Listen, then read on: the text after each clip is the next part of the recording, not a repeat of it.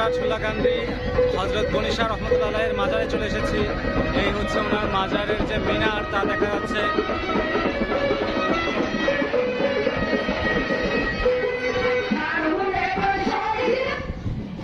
এই হচ্ছে গনি শাহ রহমতুল্লাহ আলাইহির মাজার।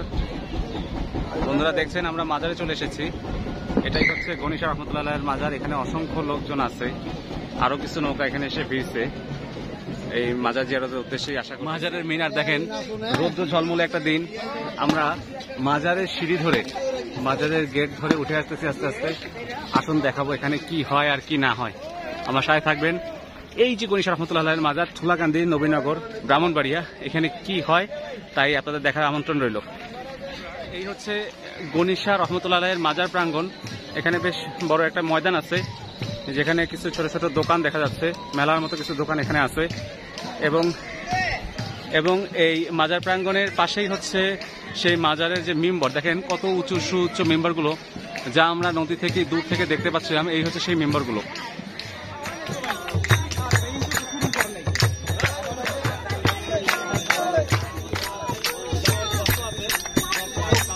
এখানেই মাজারের সামনের প্রাঙ্গণে মারেফতের গান পরিবেশন করছেন দূর থেকে আগত শিল্পীরা।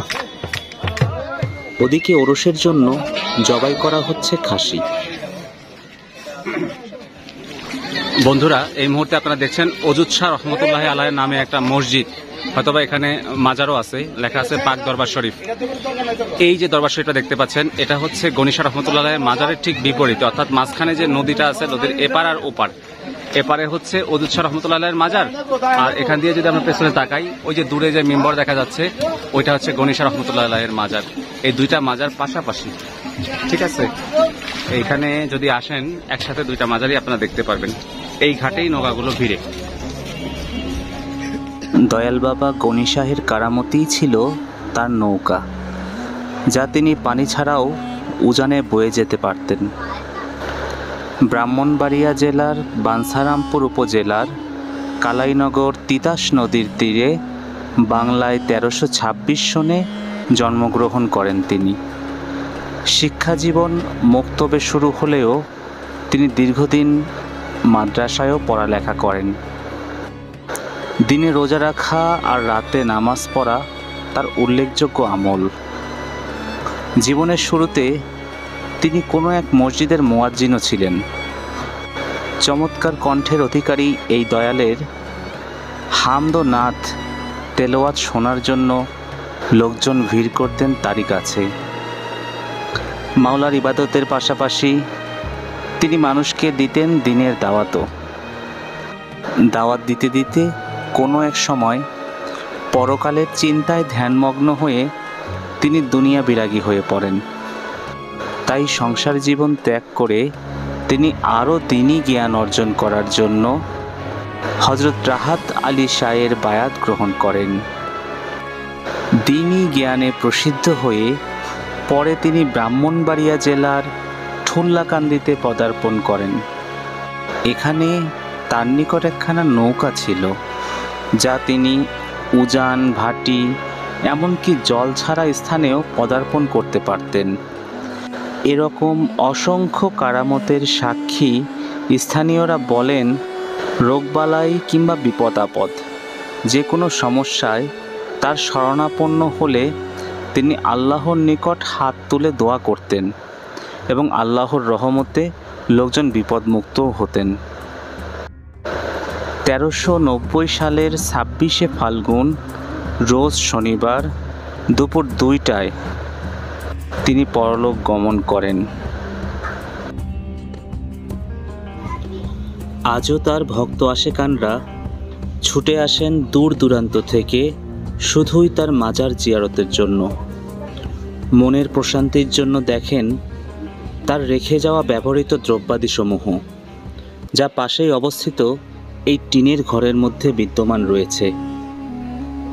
আপনারাও ঘুরতে আসলে দেখতে পাবেন এই সমস্ত তার ব্যবহৃত আসবাবসমূহ।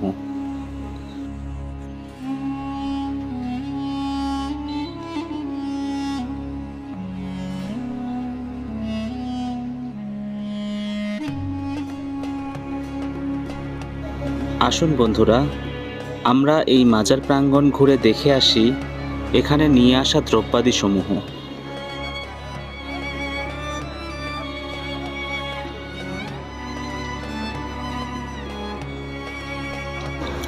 মৌসুমি ফল আর নিত্য প্রয়োজনীয় দ্রব্যাদিতে ঠাসা এই হাট। বিভিন্ন ক্রেতারাও আসছেন দূর দূরান্ত থেকে ক্রয় করার জন্য এই সমস্ত ফলসমূহ।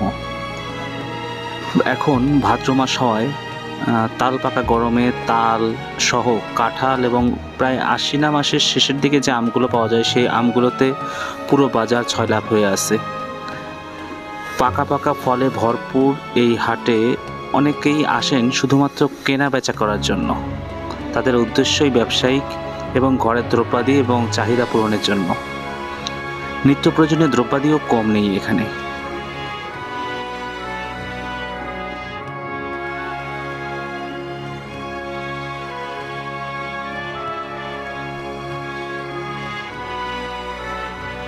আজও প্রতি বৃহস্পতিবার অসংখ্য ভক্ত আশেকানরা এই মাজার প্রাঙ্গণে যে ঘাট রয়েছে সেই নদীর ঘাটে অসংখ্য ট্রলার নিয়ে ভিড় জমান।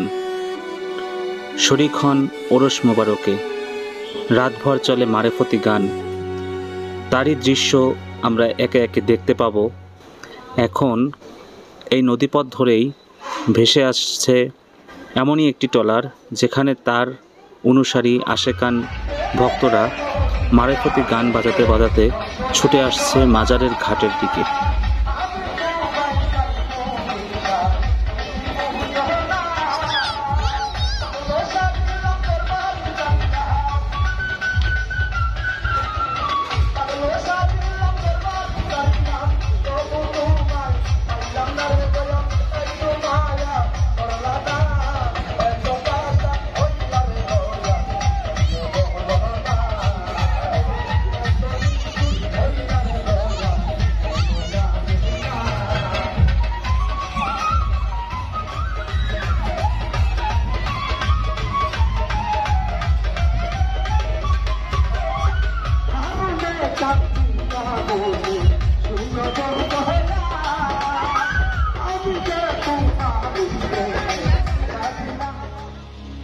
এদিকে ভর সন্ধে হতে ভোর রাত পর্যন্ত দীর্ঘ সময় চলে জমজমাট অবস্থা। পুরো রাত জুড়েই চলে মারেফতি গান এবং এখানে আগত ভক্ত আশেকানদের মিলন মেলা। অধীর আগ্রহ নিয়ে সারা রাত জেগে থাকে এই সমস্ত ভক্ত আশেকানরা। তারপরের দিন আবার ফিরে যায় যার যার গন্তব্যে। তেমনি আমরাও ফিরে গেলাম আমাদের গন্তব্যে।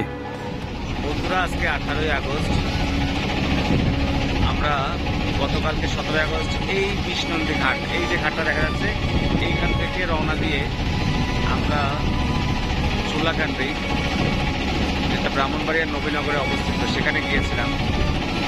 আজকে আবার ঠিক সেইখানে খুব সকাল সকাল 6টা থেকে 6:30 বাজে সেই বিষ্ণন্দী ফেরিঘাটে এসে পৌঁছে গেছি। কিছুক্ষণের মধ্যেই আমরা এখানে নেমে আমাদের বাড়িতে ফিরে যাব। আমাদের এই ব্লগটি আপনাদের সাথে শেয়ার করলাম। ব্লগটি আপনাদের কাছে কেমন লেগেছে অবশ্যই আমাদেরকে কমেন্ট করে জানাবেন। যদি ভালো লাগে সেটাও জানাবেন, মন্দ লাগলেও জানাবেন। আর নদীর পথে ভ্রমণে প্রতিনিয়তই সূর্যের আলো পরিবর্তনের সাথে সাথে নদীর পানির কালার, নদীর চারিপাশের সবুজের পরিবেশ সবকিছুই পরিবর্তন হতে থাকে এবং সৌন্দর্য প্রতিনিয়তই পরিবর্তন হয়। প্রতিটা মুহূর্তে চোখকে জুড়াইয়া দেয় এবং চোখকে শীতল করে দেয়। এই জিনিসটা আমার কাছে খুবই ভালো লাগে, তাই আপনাদের সাথে শেয়ার করলাম। দেখেন, এখন আকাশটা অনেকটাই নীলাভ সবুজ এবং পানির কালারটাও নীল আসতেছে, অর্থাৎ সূর্যের তাপ বাড়ার সাথে সাথে পানির কালারও চেঞ্জ হচ্ছে। এখন প্রায় 6টার উপরে বাজে। বড় বড় 2-3টা ট্রলার আসতেছে, আপনারা দেখতেছেন।